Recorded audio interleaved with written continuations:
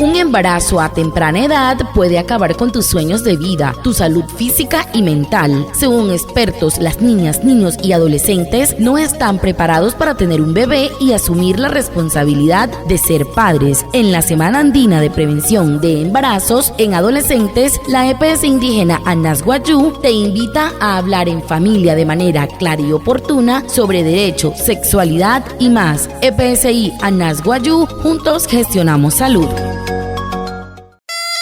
Sopna tuyaray semana andina manakan eswane put chimay tepichiro wani poru senain tu tepichey wane wayu hier nohots te hautus kwajpaka nohots tuyaray sus terrianain tere kasain solo tus kwajpaka acá wane wayu ekaichi imarinya nohots te hautun kwajkas pula kachonwa shia satia shia tuyaray tere kainya natuma oro yo yeyu nohri wa tuyaray natuhan sa una kwajpa no shia na inspira kachonwa kanohri natuhan sa kwajpa tu kachonwa ka must butchka so tuyaray semana andina manaka tere rahain kwajpa suri tuyaray y por matin himar marut butchka suru he tuyaray EPSI Anasguayú chonto inhumais para tuyaray hashahain smatu te pichkari ruhiakana na mi oyo sekana suri tuyaray na shapahamatin sanay tu kachonwaka